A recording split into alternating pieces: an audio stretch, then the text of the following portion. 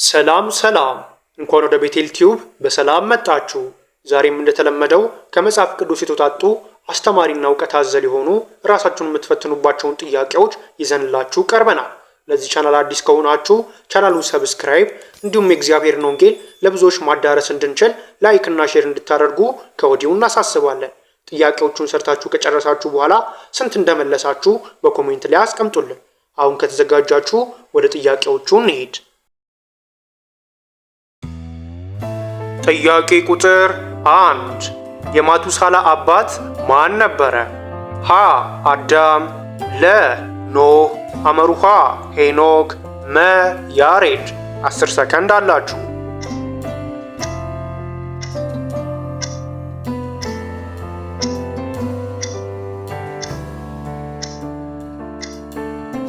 ትክክለኛው መልስ አመሩሃ ሄኖክ የሚለው ነው።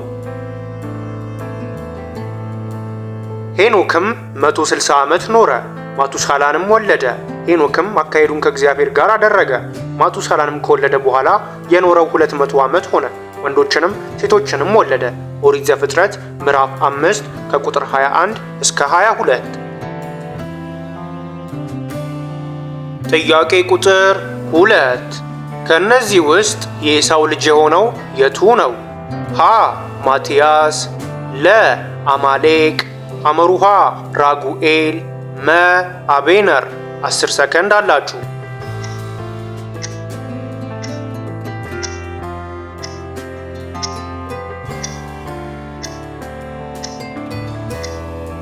ትክክለኛው መልስ አመሩሃ ራጉኤል የሚለው ነው።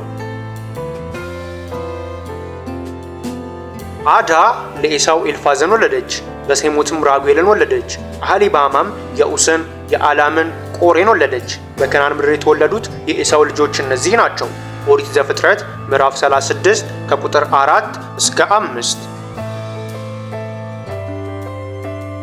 ጥያቄ ቁጥር 3 ኢየሱስ ንስሐ በገባ በአንድ ኃጢአተኛ በሰማይ ደስታ ይሆናል ብሎ የተናገረው በየትኛው መጽሐፍ ክፍል ነው?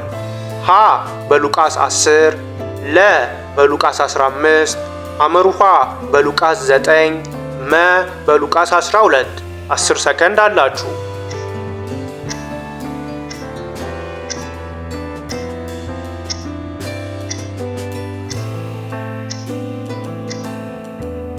ትክክለኛው መልስ ለ በሉቃስ 15 የሚለው ነው። ወደ ቤትም በመጣ ጊዜ ወዳጆቹንና ጎረቤቶቹን በአንድነት ጠርቶ የጠፋውን በጌን አግኝቼዋለሁና ከእኔ ጋር ደስ ይበላችሁ ይላችኋል። እላችኋለሁ እንዲህ ንስሐ ከሚያስፈልጋቸው ከ99 ጻድቃን ይልቅ ንስሐ በሚገባ በአንድ ኃጢአተኛ በሰማይ ደስታ ይሆናል። የሉቃስ ወንጌል ምዕራፍ 15 ከቁጥር 6 እስከ 7። ጥያቄ ቁጥር 4 ኢየሱስ ከሞት ከተነሳ በኋላ ከደቀ መዛሙርቱ ጋር ስንት ቀናት ቆየ? ሀ 7 ቀን፣ ለ 14 ቀን፣ አመሩሃ 21 ቀን፣ መ 40 ቀን። 10 ሰከንድ አላችሁ።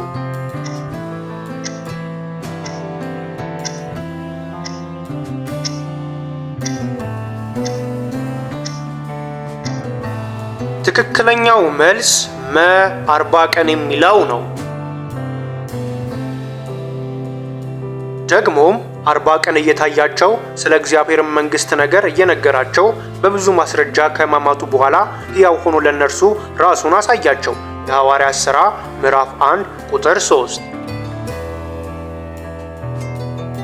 ጥያቄ ቁጥር 5 ኢየሱስ ከበለስ ስር ማንን አይቷል? ሀ ጴጥሮስን፣ ለ ናትናኤልን፣ አመሩሃ እንድርያስን፣ መ ፊልጵስዮስን። 10 ሰከንድ አላችሁ።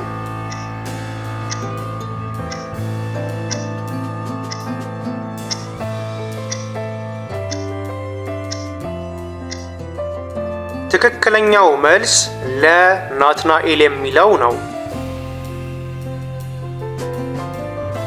ኢየሱስ ናትናኤል ወደ እርሱ ሲመጣ አይቶ ስለ እርሱ ተንኮል የሌለበት በእውነት የእስራኤል ሰው ነው አለ። ናትናኤልም ከወዴት ታውቀኛለህ አለው። ኢየሱስም መልሶ ፊልጶስ ሳይጠራ ከበለስ በታች ሳለህ አየሁህ አለው። የዮሐንስ ወንጌል ምዕራፍ 1 ከቁጥር 48 እስከ 49። ጥያቄ ቁጥር 6 ጳውሎስ የመስቀሉ ቃል ለሚጠፉት ሰዎች ምንድን ነው አለ? ሀ ድህነት፣ ለ እፍረት፣ ሐመሩሃ ጥፋት፣ መ ሞኝነት። 10 ሰከንድ አላችሁ።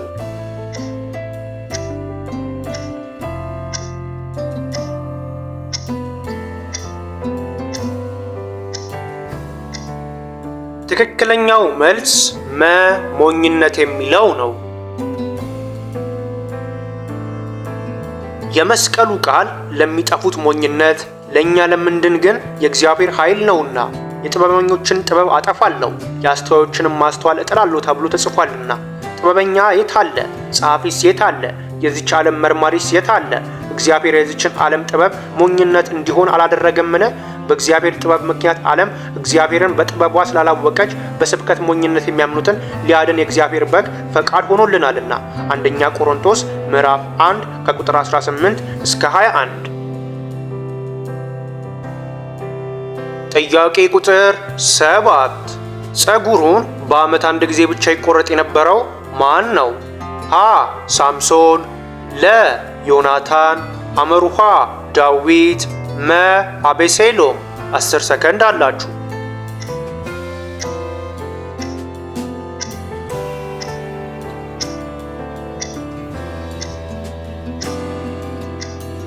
ትክክለኛው መልስ መ አቤሴሎም የሚለው ነው። በእስራኤልም ሁሉ ዘንድ እንደ አቤሴሎም በውበቱ የተመሰገነ ሰው አልነበረም። ከእግሩ እስከ ራሱ ድረስ ነውር አልነበረበትም። ጠጉሩም የሚከብደው ነበርና በዓመት አንድ ጊዜ ይቆረጠው ነበረ። ሲቆረጥም የራሱ ጠጉር በንጉሱ ሚዛን 200 ስቅል ያህል ይመዘን ነበረ። ሁለተኛ ሳሙኤል ምዕራፍ 14 ከቁጥር 25 እስከ 26። ጥያቄ ቁጥር 8 ኢየሱስ ስለምን ፈለጋችሁኝ? በአባቴ ቤት እሆን ዘንድ እንዲገባኝ አላወቃችሁምን ያለው ማንን ነበረ? ሀ ጻፎችና ፈሪሳውያንን፣ ለ አይሁዶችን፣ ሐመሩሃ ደቀ መዛሙርቱን፣ መ ዮሴፍና ማርያምን። 10 ሰከንድ አላችሁ።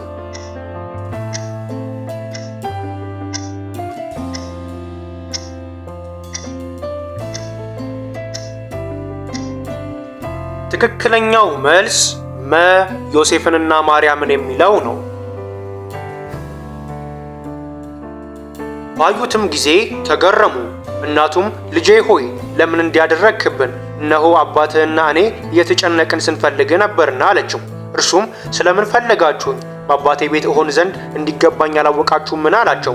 የሉቃስ ወንጌል ምዕራፍ 2 ከቁጥር 48 እስከ 49። ጥያቄ ቁጥር 9 በወይኑ አትክልት ውስጥ በነበሩት ሰራተኞች ምሳሌ ባለርስቱ አስቀድሞ የከፈለው ለማን ነው? ሀ በመጀመሪያ ለተቀጠሩት፣ ለ ቀትር ላይ ለተቀጠሩት፣ ሐመሩሃ ከሰዓት በኋላ ለተቀጠሩት፣ መ በመጨረሻ ለተቀጠሩት። 10 ሰከንድ አላችሁ።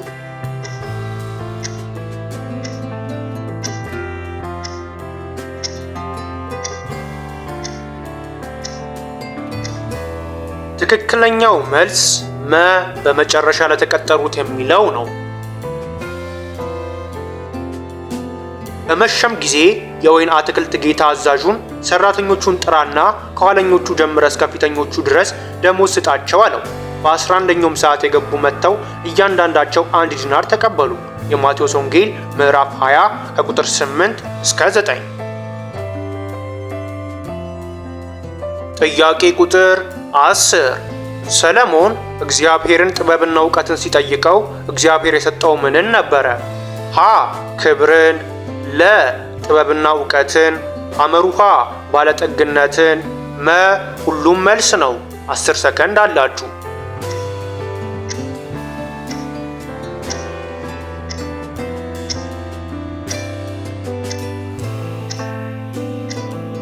ትክክለኛው መልስ መ ሁሉም መልስ ነው የሚለው ነው። እግዚአብሔርም ሰለሞንን ይህ በልብ ነበርና ባለጠግነትንና ሀብትን ክብርንና የጠላቶችን ነፍስ ረጅም ዕድሜ አልለመንህምና፣ ነገር ግን ባነገስኩ በሕዝቤ ላይ ለመፍረድ ትችል ዘንድ ጥበብና እውቀትን ለራስህ ለምንሃልና ጥበብና እውቀትን ሰጥቼሃለሁ። ከአንተ በፊትም ከነበሩት ከአንተ በኋላም ከሚነሱት ነገስታት አንድስ እንኳ የሚመስልህ እንዳይኖር ባለጠግነትንና ሀብትን ክብርንም እሰጥሃለሁ አለው። ሁለተኛ ዜና መዋዕል ምዕራፍ 1 ከቁጥር 11 እስከ 12። ጥያቄ ቁጥር 11 ከዳዊት በፊት የእስራኤል ንጉሥ የነበረው ማን ነበረ? ሀ ሰለሞን፣ ለ ሳኦል፣ አምሩሃ ሳሙኤል፣ መ አቤነር። 10 ሰከንድ አላችሁ።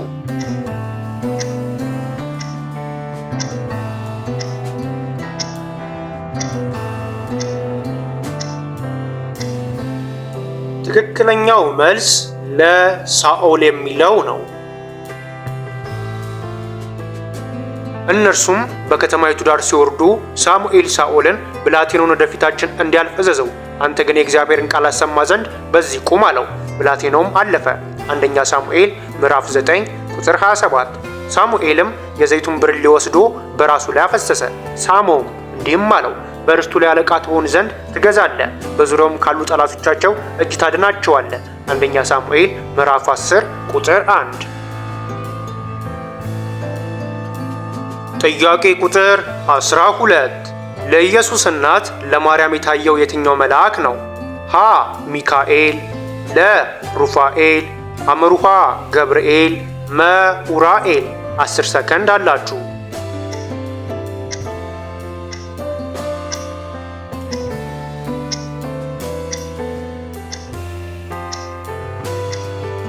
ትክክለኛው መልስ አምሩሃ ገብርኤል የሚለው ነው። በስድስተኛውም ወር መልአኩ ገብርኤል ናዝሬት ወደምትባል ወደ ገሊላ ከተማ ከዳዊት ወገን ለሆነው ዮሴፍ ለሚባለው ሰው ወደ ታጨች ወደ አንዲት ድንግል ከእግዚአብሔር ዘንድ ተላከ። የድንግሊቱም ስም ማርያም ነበረ። የሉቃስ ወንጌል ምዕራፍ 1 ከቁጥር 26 እስከ 27።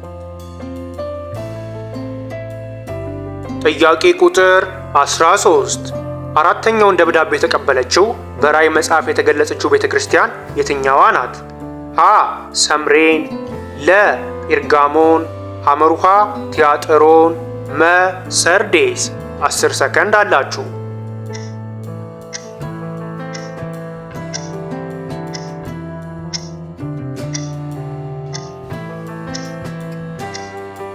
ትክክለኛው መልስ ሐመሩሃ ቲያጥሮን የሚለው ነው። በቲያጥሮንም ወዳለው ወደ ቤተ ክርስቲያን መልአክ እንዲህ ብለህ ጻፍ። እንደ እሳት ነበልባል የሆነ ዓይኖች ያሉት በአቶንም የነጠረ የጋለ ናስ የሚመስል እግሮች ያሉት የእግዚአብሔር ልጅ እንዲህ ይላል። የዮሐንስ ራእይ ምዕራፍ 2 ቁጥር 18። ይህ አራተኛው ደብዳቤ ነው። ጥያቄ ቁጥር 14 የዳዊት የመጀመሪያ ሚስት ማን ነበረች? ሀ አቢጊያ፣ ለ ሜልኮል፣ ሐመሩሃ ቤርሳቤ፣ መ አዳ። 10 ሰከንድ አላችሁ።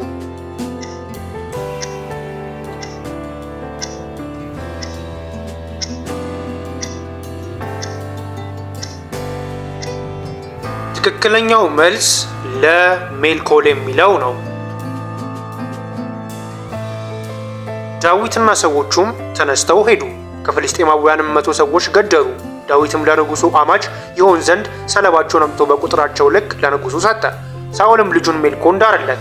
ሳኦልም እግዚአብሔር ከዳዊት ጋር እንደሆነ አየ፣ እስራኤልም ሁሉ ወደዱት። አንደኛ ሳሙኤል ምዕራፍ 18 ከቁጥር 27 እስከ 28። ጥያቄ ቁጥር 15 ሰብአ ሰገሉ ወደ ንጉሥ ሄሮድስ ከመመለስ የተቆጠቡት ለምን ነበረ? ሀ ጠፍተው፣ ለ ሕዝቡን ፈርተው፣ ሐመሩሃ በሕልም ማስጠንቀቂያ ተሰጥቷቸው፣ መ ሄሮድስን ባለማክበር። 10 ሰከንድ አላችሁ።